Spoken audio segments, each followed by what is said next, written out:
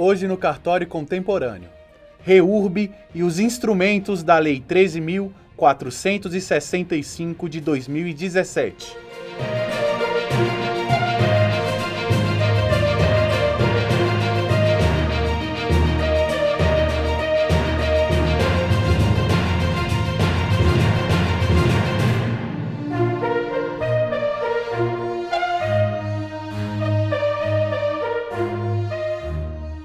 A doutora Paola de Castro é titular do Registro de Imóveis e Anexos de Taubaté, São Paulo, e mestre em Direito Internacional pela Georgetown University Law Center em Washington, D.C., Estados Unidos.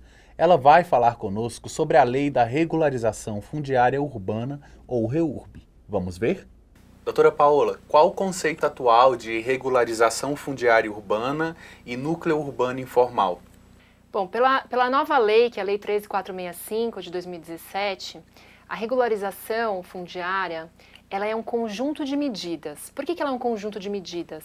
Porque o nosso legislador, ele fez uma opção legislativa.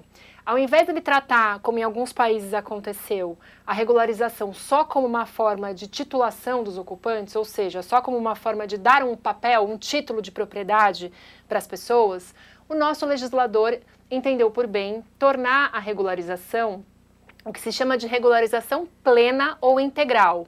O que significa isso? Significa que a regularização ela vai ser olhada numa série de aspectos. Ele é um conjunto de medidas que vai olhar para a parte jurídica, social, ambiental, registrária e urbanística. Então, para se fazer uma regularização fundiária no Brasil, não se faz apenas com um papel, né, como um memorial, uma planta e um título de propriedade. Será necessário que o município, que é quem irá desenvolver esse procedimento administrativo, faça uma análise criteriosa a respeito da infraestrutura do local, que é a parte urbanística, a respeito das condições ambientais, que é a parte ambiental, a respeito da parte social. Então, dentro da gama de estudos que será feito dentro de um procedimento, todas essas questões serão abordadas. Então, não houve uma opção legislativa por um modelo em que apenas eu faço um memorial, uma planta e entrego um título de propriedade. Não foi esse o modelo adotado pela nossa lei. O modelo adotado foi da regularização integral. Então, o que é regularizar? É esse conjunto de medidas que vai envolver uma série de aspectos daquele núcleo e vai trazer esse núcleo para dentro da ordenação territorial e para dentro da regularidade registral e jurídica, né? Então, este é o conceito de regularização. E qual que é o objeto da nossa regularização? O que a gente vai regularizar? A lei fala que nós vamos regularizar núcleos urbanos informais. O que é isso, né? O que são núcleos urbanos informais? É um conjunto de assentamentos humanos. Então, nós não estamos falando de imóveis individualizados, como acontece na usucapião, em que eu vou regularizar um único imóvel. Não, estou olhando para um núcleo, ou seja, para uma gama de imóveis que estão em situação de irregularidade e que serão trazidos para a regularidade de acordo com o procedimento de regularização. Então, o núcleo pode ser, por exemplo, um núcleo urbano de casas, pode ser um edifício de apartamentos, pode ser um núcleo em que eu tenho vários prédios, pode ser um bairro inteiro, enfim, existe uma gama muito grande de possibilidades. E eu posso até, de acordo com a nova lei, ter um núcleo urbano, mas localizado fisicamente na área rural de um município. Como isso pode acontecer? Se os usos e características desses imóveis, deste núcleo, for urbano, ou seja, as pessoas usarem esses imóveis para morar ou para ter algum tipo de lazer, no caso de chácaras de recreio, esse núcleo vai ser considerado urbano, mesmo que ele esteja fisicamente localizado na área rural. Então, essa lei trouxe essa facilidade, o que na lei anterior não era claro, e nós tínhamos dificuldade de regularizar núcleos que estavam afastados dos centros urbanos, em áreas rurais, mas que tinham finalidade urbana. Claro que se houver ali uma plantação, uma criação de animais, isso não é finalidade urbana, é finalidade rural, então aí se usará a parte da lei que trata de regularização rural. Mas para a regularização urbana é possível regularizar toda essa gama de imóveis de maneira indistinta. E quais são os tipos de imóveis urbanos que são passíveis da REURB, de regularização fundiária urbana? Nós temos diversos tipos de imóveis. Então, por exemplo, tanto os imóveis particulares, privados, quanto os imóveis públicos podem ser regularizados. Então, a lei prevê que eu posso utilizar esta normativa para regularizar imóveis da União, imóveis dos estados, dos municípios e também imóveis de particulares. Além disso, eu posso regularizar imóveis em que eu não sei quem é o proprietário, ou seja, foi feita algum tipo de pesquisa nos registros imobiliários e eu não localizei um registro para esse imóvel. Então, este imóvel não tem proprietários definidos a priori. Posso regularizar também este tipo de imóvel. Posso regularizar imóveis residenciais ou de uso misto, porque é normal que dentro de um núcleo urbano informal eu tenha unidades que são residenciais, mas também tenho pequenos comércios, tenho igrejas, tenho supermercados, enfim, tenho outros tipos de imóveis misturados àquele núcleo urbano residencial. Então, esta lei também esclareceu que é possível regularizar este tipo de imóvel também. Nós temos também a possibilidade de regularizar imóveis em áreas protegidas ambientalmente. Então, nós temos hoje, na legislação ambiental, alguns tipos de áreas que são protegidas. Então, assim, se fosse para fazer um parcelamento, haveria regras muito rígidas, né, um parcelamento novo, haveria regras muito rígidas para se fazer um parcelamento nessas áreas, mas como nós estamos falando de regularização fundiária, há regras mais flexíveis para se regularizar. Por quê? Porque parte-se do pressuposto de que aquelas pessoas já estão lá, já estão consolidadas no local. Então, não adianta o poder público fingir que aquela situação não acontece. Então, por isso que as regras de regularização são mais flexíveis. Então, eu posso ter regularização, por exemplo, em áreas de APP, que é áreas de proteção permanente. As áreas de proteção permanente, dependendo do estado que nós estamos do nosso país, tem um percentual diferente. O que significa isso? De todo o imóvel rural que eu tenho no país, eu tenho que preservar um percentual, que é o percentual de reserva legal, e além disso eu tenho que preservar áreas que são, por exemplo, à margem de rios, áreas que são em proteção de manancial, que eu tenho... preciso preservar o entorno de um manancial, o entorno de um reservatório. Então, todas essas áreas são protegidas ambientalmente, mas a legislação de regularização permite a regularização nessas áreas. O que a regularização vai fazer ela vai exigir que sejam feitos estudos para que essas áreas tenham algum tipo de intervenção e que a situação ambiental melhore do que estava. Então, se eu tinha um núcleo urbano informal implantado de maneira irregular numa área ambientalmente sensível, de reserva legal ou de APP, eu posso ter a regularização desde que a situação ambiental apresente melhora. Então, o município pode exigir compensações, pode exigir intervenções que façam com que aquela situação, de alguma maneira, fique melhor do que estava. Então, é muito melhor nós regularizarmos esse núcleo do que deixarmos ele à margem do sistema e, portanto, sem nenhum tipo de intervenção. Eu também posso ter regularização em áreas de risco, o que a priori causa uma certa estranheza.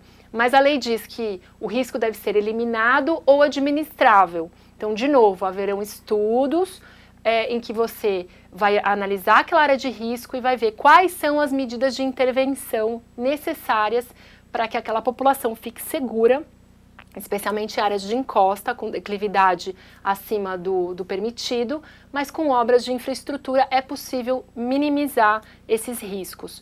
Então, há um leque muito grande de possibilidades, praticamente quase todos os tipos de imóveis comportam uma regularização. O que vai mudar vão ser os níveis de estudo e os níveis de obras e de intervenções que serão exigidos. Doutora Paola, quais são as modalidades de regularização fundiária urbana e qual o impacto dessa classificação? Perfeito. Nós temos duas modalidades de regularização fundiária urbana. A primeira é chamada de REURB-S, que é a regularização fundiária de interesse especial. Essa regularização ela serve para quem? Para a população de baixa renda. E a outra modalidade de regularização é a regularização fundiária de interesse específico, também chamada de REURB-E. Essa regularização serve para núcleos de população de médio e alta renda. Como eu faço essa classificação e quem faz essa classificação? É o próprio município. Então o município vai olhar para as famílias que habitam aquele núcleo e vai classificar. Essas famílias são de baixa renda, ele vai classificar como REURB-S, interesse social, ou essas famílias são de média ou alta renda, vai classificar como REURB-E, interesse específico. Qual é o critério de renda que pode ser utilizado para essa classificação? A lei não trouxe esse decreto de maneira objetiva. Desculpa, a lei não trouxe esse parâmetro de maneira objetiva, mas o decreto regulamentador trouxe um parâmetro objetivo, que é 5 salários mínimos de renda familiar. Então, para as famílias que tenham renda familiar abaixo de 5 salários mínimos, se classificam, né, se elegem para entrar numa regularização de interesse social. E é possível também que dentro de um mesmo núcleo eu tenha tenham unidades imobiliárias de populações diferentes. Então eu posso ter algumas unidades que sejam classificadas como REURB-S e outras como REURB-E, isso dentro de um mesmo núcleo urbano. Essa possibilidade também foi trazida pelo decreto regulamentador e ela também facilita muito a vida do município, porque às vezes o núcleo ele é pulverizado, então não se tem uma divisão muito clara de quem é REURB-S e quem é REURB-E, então ele pode fazer essa classificação unidade por unidade. E a classificação tem um impacto muito grande dentro do procedimento de regularização. Por quê? Porque na REURB-S, ou seja, na REURB de interesse social voltada para a população de baixa renda, é o próprio município que é responsável por todas as obras de infraestrutura, tudo que tem que ser feito dentro do núcleo, então obras de infraestrutura mínima, coleta de água, esgoto, pavimentação, escoamento de chuvas, tudo isso o município terá que assumir na REURB-S. O município também vai ser responsável por todo o projeto, todos os estudos de viabilidade, estudos ambientais, o material técnico que se exige numa regularização, que a regularização, inclusive, tem um alto padrão de material técnico. Só para dar um exemplo, né, se nós formos registrar hoje um loteamento regular, eu não preciso fazer uma planta georreferenciada, por exemplo. Mas se eu for fazer uma regularização fundiária, a lei exige que a planta do núcleo seja georreferenciada, que é uma forma de descrição do imóvel mais sofisticada, mais cara e muitas vezes mais difícil de ser atingida. Poucos profissionais ainda têm o domínio, têm autorização, inclusive, para utilizar dessa tecnologia. Então, se eu estiver dentro de uma REURB-S, o município vai ter que arcar com essa planta georreferenciada, com os estudos, com as obras. Então, para o município, é muito importante que essa classificação seja feita de maneira responsável, porque isso vai gerar gastos para o erário público. Além disso, na REURB-S, todas as custas e emolumentos pelo registro da regularização, pelo registro da titulação dos ocupantes, tudo isso haverá isenção também por previsão na lei federal, na lei 13.465. Já na REURB-E, não. Na REURB-E, quem irá arcar com estes custos todos serão os beneficiários. Claro que os beneficiários, eles podem ir atrás daquele loteador faltoso, daquele que vendeu, por exemplo, um imóvel irregular, sem infraestrutura, e de maneira até a induzir essas pessoas a erro, né? Muitas pessoas compram na boa fé, sem saber que o imóvel é irregular. Então, essas pessoas poderão se voltar ainda contra o loteador faltoso. Mas quem deverá arcar com os custos todos de projetos, de estudos e de obras de infraestrutura serão os beneficiários. Então, essa classificação ela tem um grande impacto no procedimento.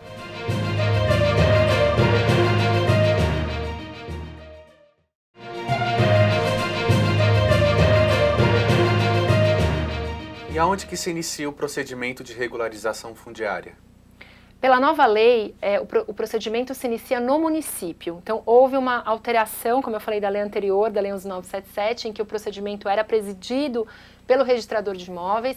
Hoje, o procedimento se inicia no município. Então, são os legitimados que irão apresentar um pedido de regularização perante o município. O município vai abrir um procedimento administrativo de regularização fundiária.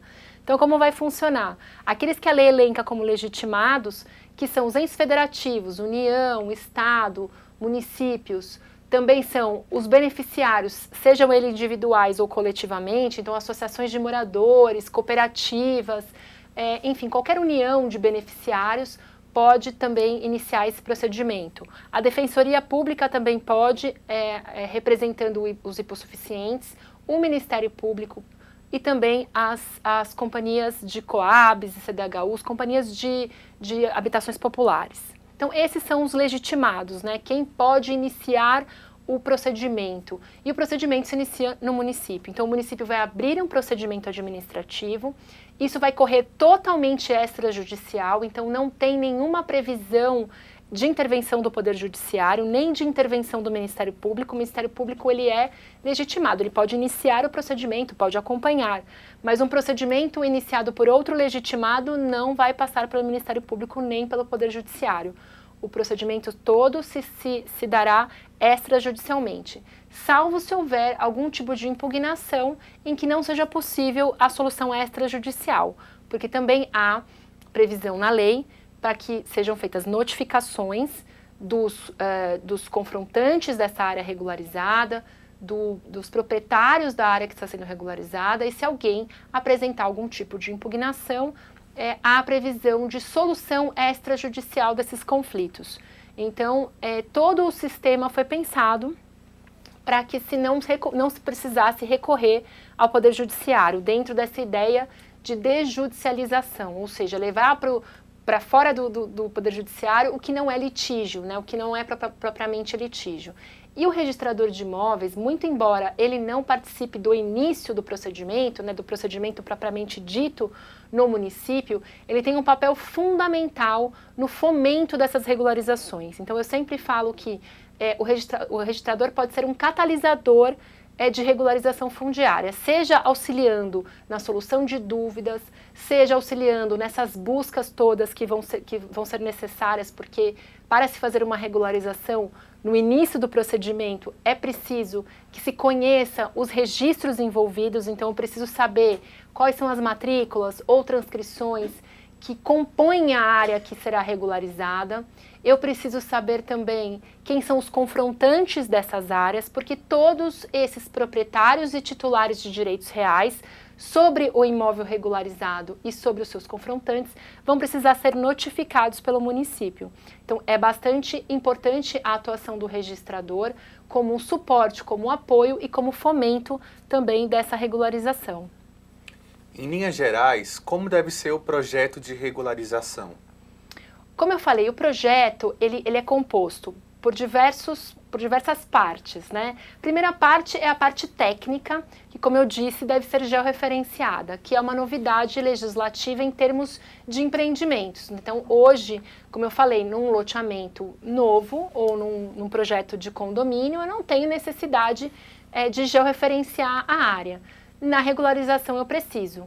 Né? Há alguma divergência se precisa ser todos os lotes ou se pode ser da área, do perímetro total da área, né? Perímetro de fora.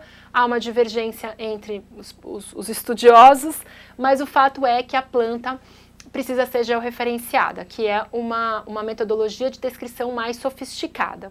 Além disso, é preciso fazer estudos de viabilidade de diversas naturezas. Então, eu preciso fazer estudos urbanísticos, estudos ambientais, estudos de mobilidade, se tiver área de risco, se tiver proteção de manancial, todos esses elementos constarão do projeto urbanístico que também compõe o projeto de regularização.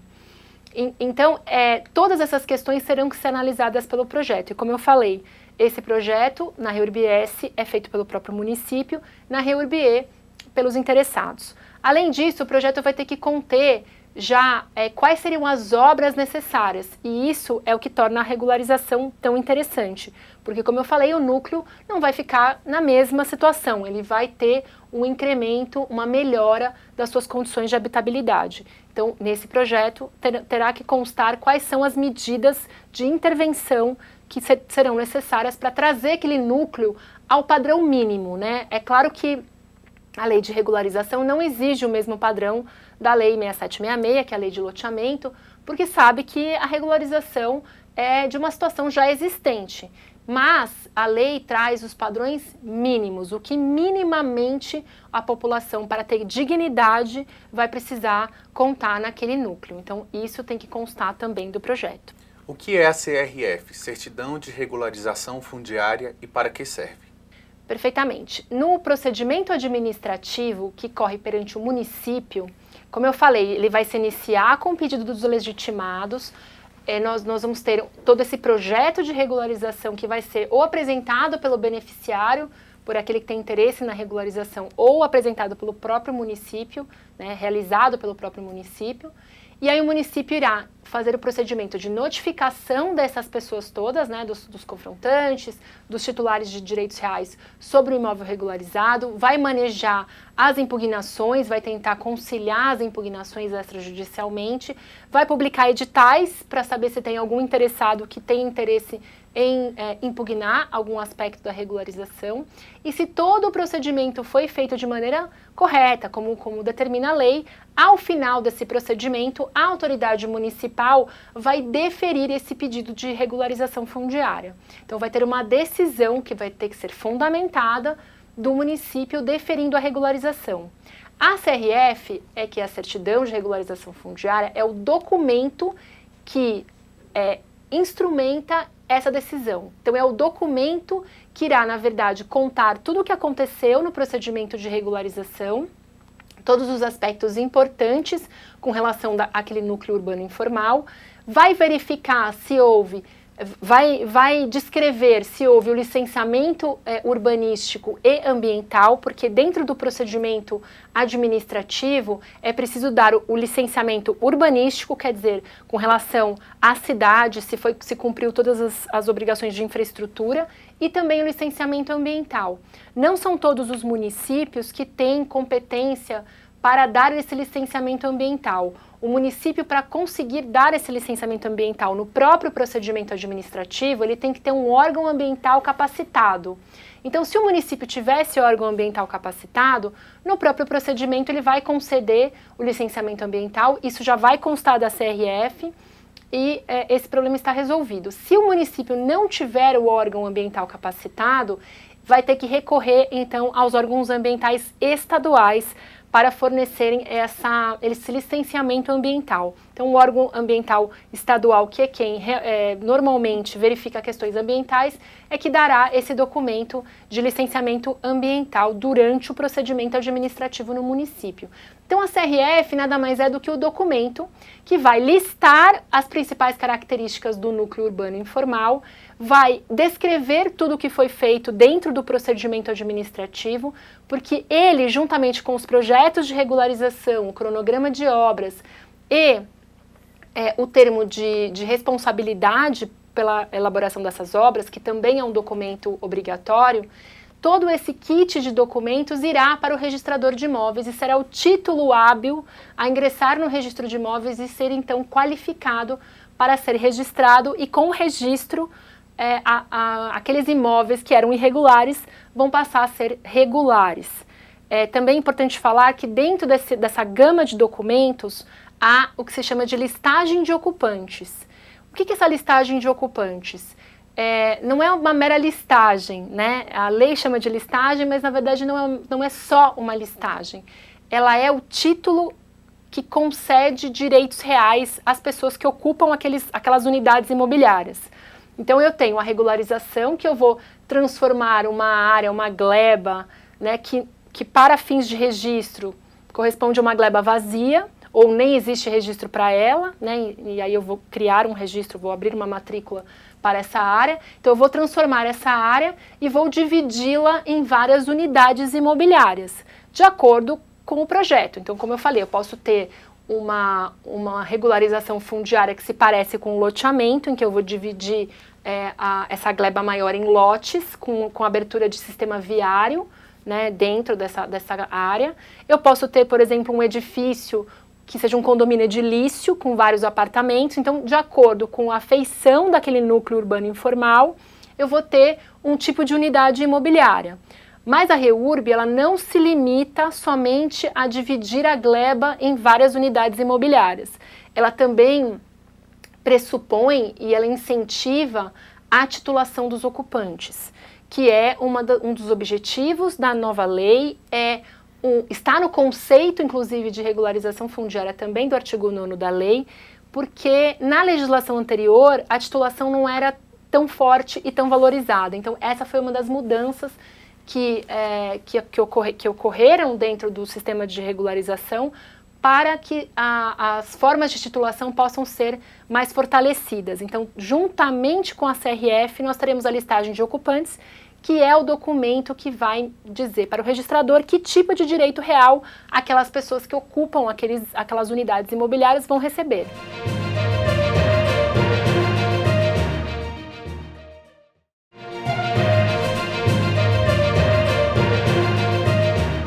Doutora Paola, como se dá a tramitação de uma CRF no registro de imóveis? Perfeitamente. Quando a CRF sai do município, como eu falei, com toda essa documentação anexa, que são os projetos, o cronograma de obras, o termo de responsabilidade e a listagem de ocupantes, ela ingressa no registro de imóveis como um título, o registro de imóveis trabalha com títulos, com documentos, né? Então, esse conjunto de documentos forma o título de regularização fundiária. Ele ingressa no registro de imóveis, ele vai ser protocolado e prenotado. O que significa isso?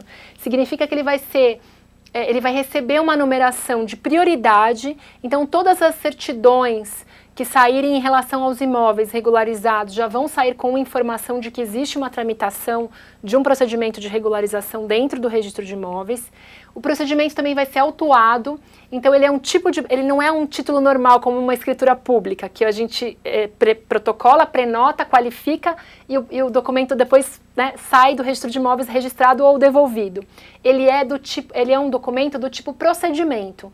Então, esse procedimento é um procedimento administrativo também perante o registro de imóveis, ele vai ser autuado, numerado, e o registrador vai fazer o quê? A qualificação registral dessa CRF. O que é qualificação registral? Qualificação registral é a atividade mais importante do registro de imóveis. Por quê? Porque o nosso sistema de registro de imóveis, ele é um sistema de registro de direitos. Ele não é um sistema de registro de documentos somente.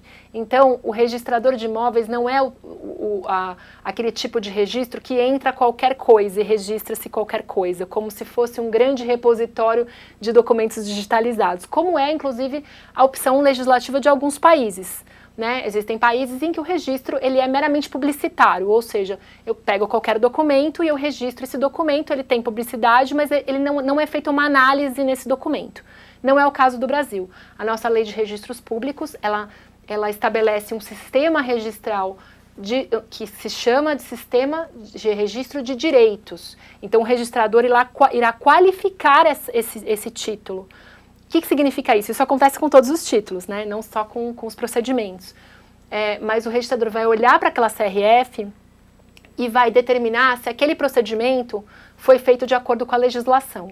Então, qualificar significa depurar, significa analisar do ponto de vista jurídico se aquele documento está correto, de acordo com a legislação. Então, o registrador vai verificar se as matrículas indicadas, por exemplo, pelo município como sendo matrículas que compõem a área regularizada estão corretas, se as matrículas dos confrontantes estão corretas, se as pessoas que o município indicou na CRF que foram notificadas para o procedimento são todas que deveriam ser, porque muitas vezes o registrador vai olhar para a lista de pessoas notificadas e vai falar, falta aqui algumas pessoas a serem notificadas que não foram. Então ele vai apontar isso numa nota de exigência. O registrador vai olhar o projeto de regularização e vai ver se ele atende os requisitos legais, então se ele foi referenciado, se ele foi feito, se existe uma correlação entre memorial e planta, enfim, se está correto o material técnico. Ele vai ver também a questão se existem ações ou demandas que podem prejudicar o procedimento, isso é uma coisa também que deve constar da CRF. Se foi concedido o licenciamento ambiental e urbanístico, como eu falei, nesses municípios em que eu não tenho um órgão ambiental, além da CRF, precisa vir para o registrador o licenciamento estadual, então porque eu não tenho um órgão municipal competente. Então todas as questões técnicas e jurídicas, o registrador vai analisar no momento da qualificação registral.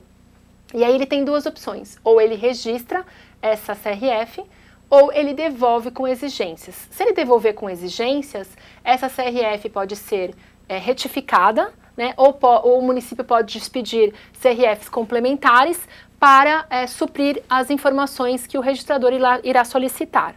Se o registrador registrar essa CRF, então ele vai praticar uma série de atos registrais nas suas matrículas. Então, a depender da situação das matrículas da área regularizada, serão praticados atos diferentes. Então, por exemplo, se eu tiver uma matrícula só para a área toda, né, regularizada, eu vou registrar essa regularização na matrícula que eu tenho, e esse registro da regularização ele vai suprir o registro que deveria ter ocorrido no passado e não ocorreu. Então, se for um loteamento, por exemplo, esse registro da regularização será como um registro de loteamento, ele terá o mesmo efeito de um registro de loteamento. Se for um condomínio edilício, da mesma forma, esse registro de regularização terá o mesmo efeito do condomínio edilício. Lembrando que para o condomínio edilício, a convenção de condomínio, que é um documento obrigatório para um registro para uma instituição de condomínio normal, para a regularização de condomínio edilício, essa convenção é facultativa.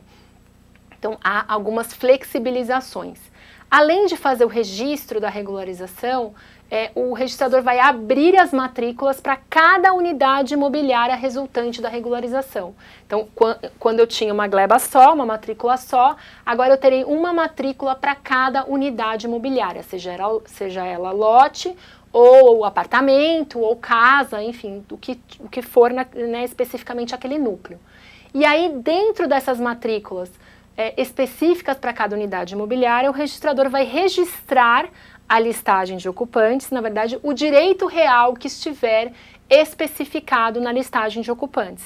Então, o direito real que o município concedeu será registrado em cada matrícula. Por que a gente fala, por que a lei trata de listagem, né? Só esclarecendo esse ponto. Para desburocratizar, em vez de ficar dando um título de propriedade para cada ocupante, a lei falou, você pode fazer isso por meio de listagem, que é um documento só, mais simplificado. Então é por isso que a lei trata de listagem, mas na verdade é a concessão de um direito real que vai ser registrado em cada uma das matrículas. E aí, com isso, esses imóveis que eram irregulares passam a ser regulares. Essas pessoas, se forem proprietárias, né, se a opção for por uma das formas de titulação que dê propriedade, podem ficar livres para alienar, para darem garantia, para ser objeto de inventários, de separações, enfim, qualquer ato da vida civil, dos negócios jurídicos possíveis. Após a regularização, os ocupantes terão títulos de propriedade sobre as unidades imobiliárias? Existem diversas formas de titulação dos ocupantes, não há uma única forma, né? A lei elenca algumas formas e, na verdade, se referem até a direitos reais que estão fora da Lei 13.465. Então, a primeira forma e a mais importante, a mais citada por todo mundo, é a legitimação fundiária, que é uma forma de titulação nova que foi criada pela Lei 13.465, somente válida para a regularização fundiária. Então, o que vai acontecer na legitimação fundiária? O município vai outorgar esses títulos através da listagem ou de documentos individuais, né, como o município achar melhor, mas ele vai outorgar o quê? A propriedade. Então, a legitimação fundiária é o instrumento de titulação dos ocupantes mais forte da regularização. O município outorga propriedade imediata para aquele ocupante, sendo essa área pública ou particular. Então, é um instrumento que passa como um rolo compressor em cima do antigo proprietário. É por isso que os antigos proprietários são notificados do procedimento de regularização fundiária. Então, se alguém for notificado de um procedimento de regularização fundiária, saiba que vai perder sua propriedade, porque, muito possivelmente, o município irá conceder um título de legitimação fundiária e isso significará a concessão imediata de propriedade a esses ocupantes. Então, é uma forma mais efetiva e que é uma novidade legislativa desta lei. A segunda forma de titulação dos ocupantes é a legitimação de posse. Nessa legitimação de posse, não se atribui propriedade aos ocupantes. Se atribui o quê? Um título que reconhece a posse daquele ocupante naquele imóvel. Isso vai ser registrado nas matrículas também. E a lei fala que haverá um período, geralmente de 5 anos, e que haverá uma conversão automática em propriedade dessa posse.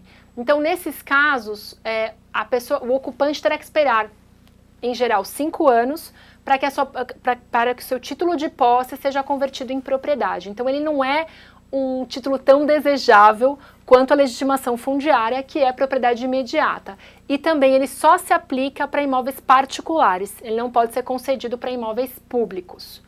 Eu tenho também a possibilidade, muito possivelmente nos casos em que eu tenho a figura de um loteador que vendeu esses lotes de maneira irregular e firmou esses contratos de gaveta com as pessoas, contratos particulares, eu posso ter a hipótese de registro desses contratos.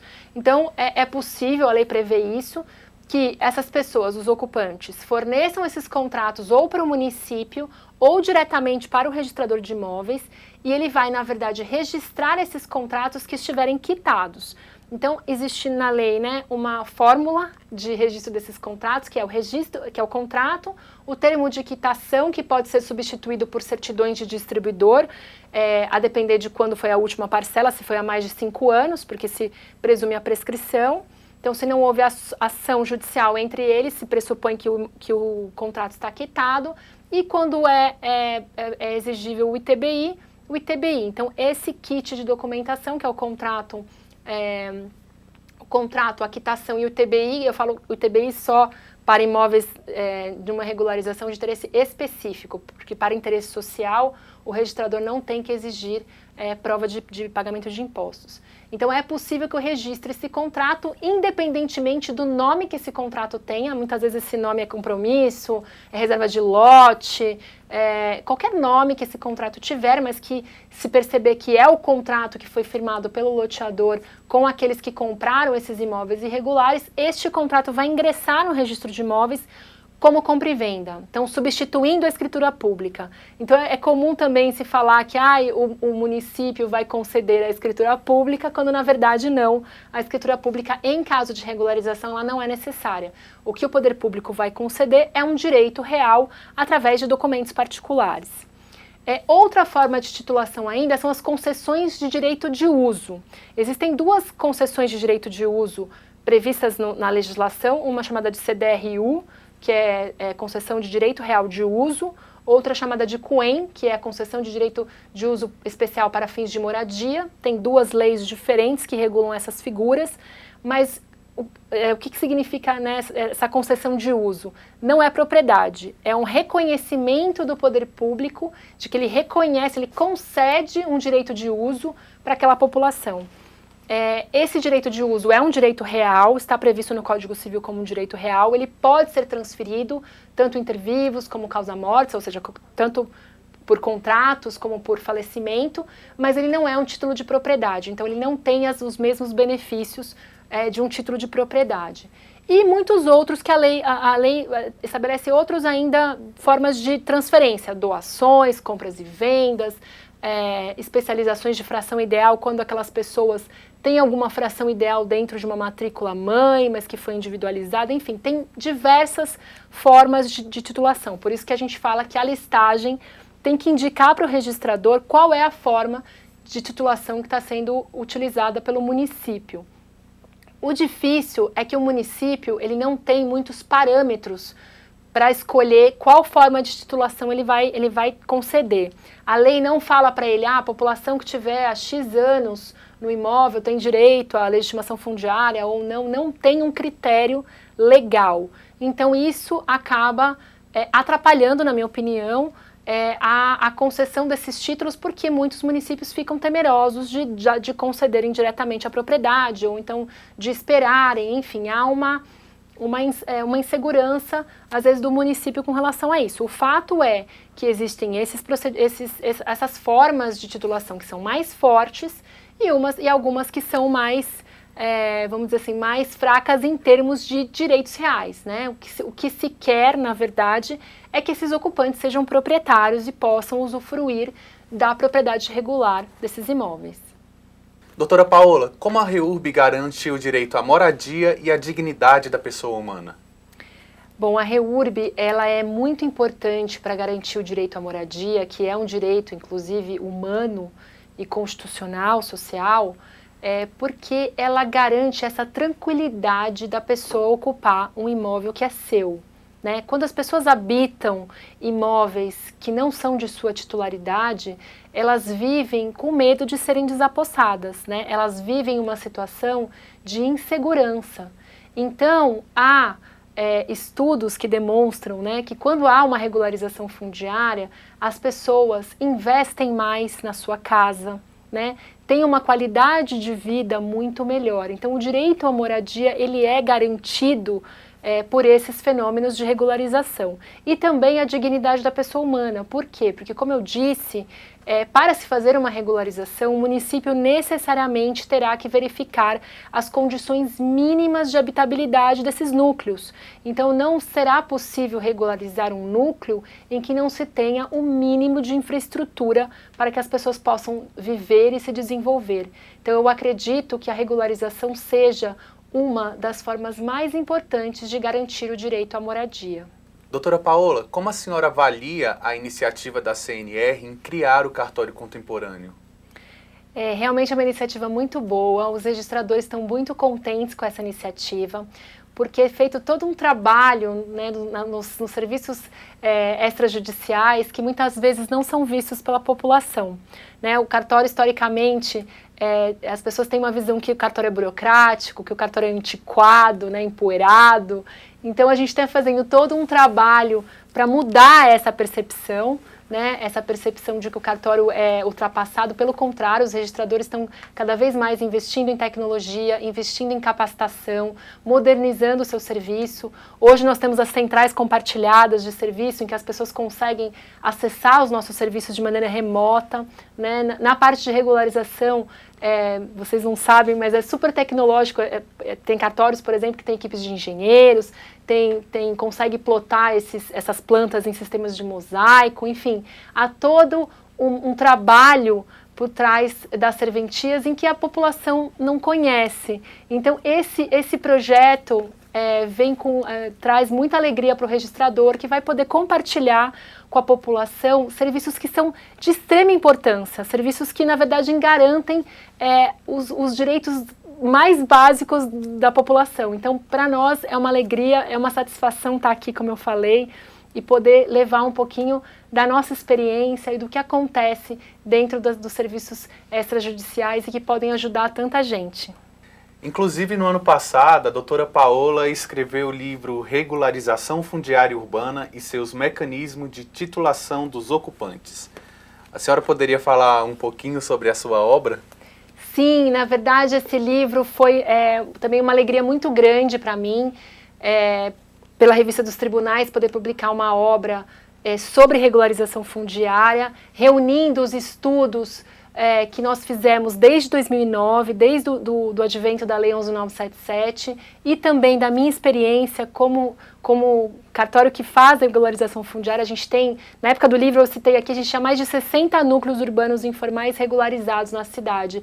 Hoje a gente tem mais de 70, então a cidade tinha uma previsão de ter em torno de 90 núcleos, então nós estamos na reta final de regularizar praticamente todos os imóveis irregulares da minha comarca de Taubaté, no estado de São Paulo. Então esse livro veio com a minha experiência de regularização e os meus estudos desde a Lei 11.977, mas focando principalmente na lei atual, na Lei 13.465, com muita alegria participei desse projeto.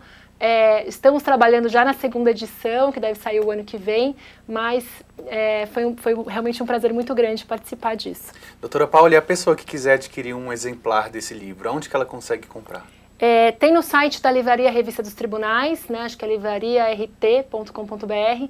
Tem também e-book, tem na Amazon também. Tem a versão e-book e tem a versão física. Doutora Paola, muito obrigado pela sua participação no Cartório Contemporâneo. Seja sempre bem-vinda ao nosso espaço. Eu que agradeço, foi um prazer participar aqui, me diverti muito com a equipe. Muito obrigada.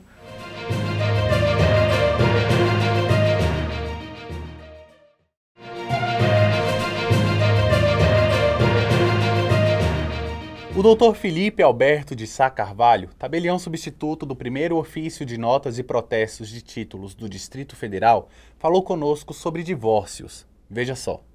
Olá, Dr. Felipe, seja bem-vindo ao Cartório Contemporâneo, tudo bem com o senhor? Tudo jóia, graças a Deus. Gostaria de agradecer aí o convite da CNR em trazer as importantes informações para toda a população, sem sombra de dúvidas, é grande e valiosa para toda a população. O divórcio é uma prática recente no Brasil. Foi instituído no ano de 1977. Doutor Felipe, o senhor poderia contar para a gente um pouco dessa história do processo de divórcio no Brasil até os dias de hoje? Claro. Em 1977 veio a lei do divórcio, né? Que foi realmente, antigamente você não conseguia divorciar, tinha uma outra nomenclatura para essa situação. Então veio a lei do divórcio em 77 e trouxe algumas adaptações então para a área da família, né? E aí em 2007 veio a lei 11.441 que deu a capacidade dos cartórios de notas formalizarem também as escrituras públicas de inventário e de divórcio. Até 77, até 2007, havia um lapso temporal, por exemplo, para você ou se separar ou se divorciar. Eu lembro que na época, por exemplo, para você separar judicialmente ou separar consensualmente no cartório, você tinha que ter pelo menos 1 ano de casamento. E para que ocorresse o divórcio, você tinha um lapso temporal de pelo menos 2 anos de separação de fato. E aí veio depois a emenda constitucional 66 e tirou todo esse lapso. Ou seja, uma pessoa pode casar hoje e à tarde se divorciar, por exemplo. O inventário, separação e divórcio é uma conquista da atividade notarial e registral para simplificar a vida da população. De que forma essa iniciativa ajuda a sociedade e desafoga o judiciário? Bem, o judiciário, muito embora as questões consensuais você pode judicializar, mas o judiciário ele segue um rito, né? Você tem que distribuir, por exemplo, uma petição inicial. Essa petição inicial vai para uma determinada vara. O juiz vai avaliar as questões, se pode ou não deferir ou indeferir determinada situação. Abre-se um novo prazo para as partes poderem fazer, por exemplo, as contestações, as réplicas. De qualquer forma, segue um rito. Ou seja, há um rito a ser seguido e há um tempo a ser colocado nessa atividade. Já na prática notarial, que é a prática dos cartórios extrajudiciais, isso é como se fosse um requerimento. Você chega, requer, por exemplo, o divórcio e ele pode ser feito imediatamente, por exemplo. E o que precisa para se divorciar em um cartório? Basicamente, você precisa... tem que ser consensualmente, né? As partes têm que estar consensualmente contratadas. Às vezes eu brinco e falo assim, porque o consenso não necessariamente é o consenso da emoção, mas o consenso contratual. Esse sim deve existir. E o que precisa nesse primeiro caso? Consenso, não pode haver filhos menores ou incapazes e, obviamente, a presença de um advogado. Então, as partes vão até um cartório de notas, requer a escritura pública de divórcio, por exemplo, e ela pode ser feita no mesmo dia. É bem simples, não há necessidade de você peticionar, basta um simples requerimento, por exemplo. Doutor Felipe, essa facilidade no processo de separação aumentou o número de divórcios? Eu posso dizer que não é que aumentou o número de divórcios, mas facilitou de uma maneira tão grande, né, que aí realmente aumentou, digamos assim, a quantidade de divórcios, né? Talvez as pessoas nem quisessem se divorciar justamente por perceberem que a burocracia era tão grande e aí tentava dar um jeito ali nos casamentos. De fato, a emenda constitucional de 66, que desobrigou aquele lapso temporal de tempo, fez com que realmente as partes decidissem de uma maneira mais dinâmica, digamos assim. Ou seja, casei, não estou bem no meu casamento, posso me divorciar a qualquer tempo. Óbvio que eu tenho que seguir aqueles pré-requisitos, consensualidade contratual e não pode haver, por exemplo, filhos menores ou incapazes. E por que se casa no cartório de registro civil e se separa no tabelionato de notas? O casamento ele tem que ser feito no cartório de registro civil porque é o cartório que possui essa modalidade de formalização deste ato. E quando veio a Lei 11.441, de 2007, que é a que deu essa característica, essa função para os tabelionatos de notas, lá ficou muito claro que para requerer o divórcio ou o inventário e partilha, deve ser feito por escritura pública. E as escrituras públicas são formalizadas nos cartórios de notas. Qual a avaliação do senhor sobre a iniciativa da CNR em criar o cartório contemporâneo? Olha, a iniciativa, só quem tem a ganhar é toda a população. Trazer essas informações para a população é de grande valia, até porque muitas vezes você até quer saber do seu direito, mas você não sabe por algum detalhe, por algum motivo. E realmente, às vezes, a busca pelo próprio direito, ela é um pouco fechada. Então, você trazer isso para uma TV aberta, trazer isso para a população de uma forma como vocês fazem, com todo profissionalismo, é só quem tem a ganhar, com toda certeza, é a população. Doutor Felipe, muito obrigado pela sua participação. Seja sempre bem-vindo ao Cartório Contemporâneo. Eu que agradeço e muito obrigado também. Obrigado.